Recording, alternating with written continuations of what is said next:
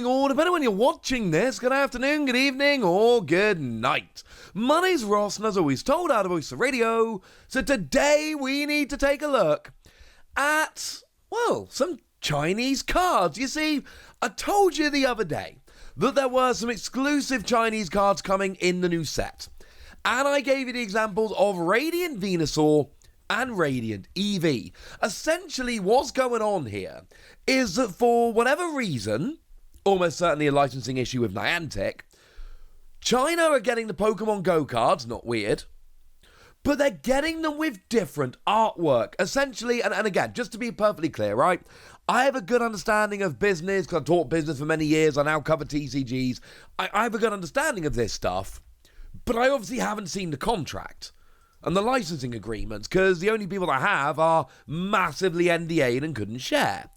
Even if I had seen it, which I blatantly haven't, that would be weird, still couldn't say anything, but obviously I haven't because of the whole, that would be weird. But obviously the Pokemon Go TCG set has a collaboration with Niantic, who have some ownership of Pokemon Go. I don't know how much, not seen the contracts. And in China they don't have Pokemon Go, so I'm led to believe, and there's clearly some kind of issues with the artwork. So in the same way we got Radiant Charizard in Pokemon Go, and then had it reprinted in Crown Zenith with different artwork, we've got the same thing going on with a bunch of Pokemon Go cards over in the newest Chinese sets. When it came to Radiant Charizard in Crown Zenith, I just assumed, again, can't say for certain, but it seems like a fair assumption, they wanted to reprint the card, but wanted to do it without actually running into the same issues they had by making it a Pokemon Go card. So, same card, but no Pokemon Go artwork or logo. Seemed like a sensible suggestion at the time. Can't say for 100% I'm 100% right about this, I don't know. But it seems very sensible, and this is the kind of thing that happens. So I showed you Venusaur the other day, the Radiant version, and I showed you Radiant Eevee, and now I've got clearer looks at them, which is lovely. But we've also got a bunch of other cards here. Shout out to the lovely, I want to say Zelios here, who has gone and shared the images. They've been made available in a Chinese app, and has basically gone and shared them with us so we can see all of the new cards.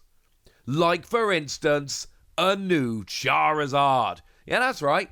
We've got Charizard from Pokemon Go, the regular Charizard, not the Radiant. And oh look, it's different. As a side note, I don't believe all the Pokemon Go cards are in this new set, so it may well be that in the next Chinese set we have a similar thing going on where there are a bunch of new cards. But we got ourselves a Charizard. This is of course the one that says that every basic fire energy attached to your Pokemon provides 2 basic fire, but does not stack. And then 4 energy, 170, discard all fire. Had a bit of hype when it came out, nothing ever came of it. Same card, different artwork. But then we've also got a new version of the Charmeleon, which we kind of have to. It's not terribly relevant, but I love the artwork. And we've got a new Charmander as well. Again, Charizard is seeing a bunch of play. None of these evolution parts are actually seeing any play in Charizard decks, but that's not the point. The point is it's new artwork, and that's cool. And we've got ourselves a new Venusaur as well. Sadly, no Blastoise. There is a Blastoise in Pokemon Go. Presumably it's not in the new Chinese set. At some point, we will probably get that in Chinese with new artwork, but it's another one of those things where we kind of have to wait a little bit. Presumably it will be in the next set. Again, there's a lot of conjecture going on here. I'm sorry, that's the best we can do. I think it's pretty sensible conjecture, incidentally, but it's one of those things where until we get actual confirmation, we're going to have to do the best we can. Cool. Excellent. So we got the new Venusaur, except it's the old Venusaur, but, you know, now it's got new artwork. And it's a Venusaur with Loopy Lasso. Lets you flip a coin and if head, switch one of your opponent's bench Pokemon with their active. And the new active is now asleep and poisoned. It's a classic, phenomenal ability, but gigantic downside here. It is both a stage 2 and on a coin flip, which kind of ruins the card immensely. Love the card, Love the ability, but can we really evolve up into a stage 2 just for a 50-50 chance of this ability? I'm going to go ahead and say probably not. But of course, we also get the rest of the evolution line here. So we have ourselves a new Ivysaur. Looking, I'm going to be honest with you, a little bit grumpy, which is funny because it looked well happy in the original artwork. And then we got ourselves a new Bulbasaur as well. We lose the amazing So-So artwork we had before, but we do gain some lovely new artwork. For people that collect particular Pokemon or particular artists, yes, this new Chinese set is going to present some problems. I can only apologise about that. But if you want new So-So stuff, how about the new Bibarel? I think I showed you a terrible version of this the other day. Well, now I can show you the nicer version of it, where we can actually see the card properly. Of course, the one we had before was proper Pokemon Go artwork, by which I mean it was really kind of full-on look, it's Pokemon Go, with Smeargle coming in ruining the selfie, which is, of course, what happens in the game. Now we've just got a gorgeous piece of artwork by So-So, or Bibarel just kind of chilling, having a bit of a float. And I think it's wonderful. For what it's worth, this is one of the cards that we kind of did need to have reprinted. It had to be in China because it's a relevant card. As long as this Pokemon is on your bench, cards in your deck cannot be discarded by effects of your opponent's attacks, abilities, item cards, or supporter cards. It's an anti-mill card, and sure, it seemed like no play, but it's got an interesting and potentially relevant enough ability that we need to take it slightly seriously. I did show you the Snorlax the other day, but now we've got lovely new artwork of that, and I will love me some Snorlax, so this is one I might have to go and try and find. But of course, this is a phenomenally relevant Pokemon. It's Block Snorlax. Whereas we can look at Bibarel and go, well, you know, it could be relevant in some decks occasionally. No. This Snorlax is like full-on ridiculously good. It's one of the very, very, very best cards in the entire set. Like this and Radiant Charizard, I think I'm not forgetting an obvious one. If I am, let me know in the comment section. But in terms of Pokemon, it's this and Radiant Charizard that have been the two absolute standout stars from the set. So that's kind of really important that we actually get this one, because it's a big deck. It's Block Snorlax. You sit in the active, your opponent can't retreat, you run them out of cards, and then you win. It's incredibly important. So the fact that this is coming, we need this card. This isn't a card where we could, take it or leave it. This was a card we absolutely had to have, and the Chinese metagame would be fantastically warped by not having it. We've then got ourselves a Slowbro. I assume everybody loves Slowbro. Now, the Slowbro is actually a really interesting card. It's one, I'm going to be honest with you, I've tested this arguably more than I should have. Arguably more than is sensible.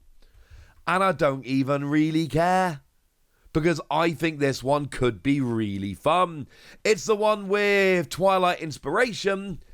If your opponent has exactly one prize card remaining, you take 2 prizes. Absolutely love it. It's never really seen any play. There was a bit of hype in Zoroark decks, but that fell through. But still a very cool card. And then, of course, along with that, we have ourselves a new Slowpoke as well.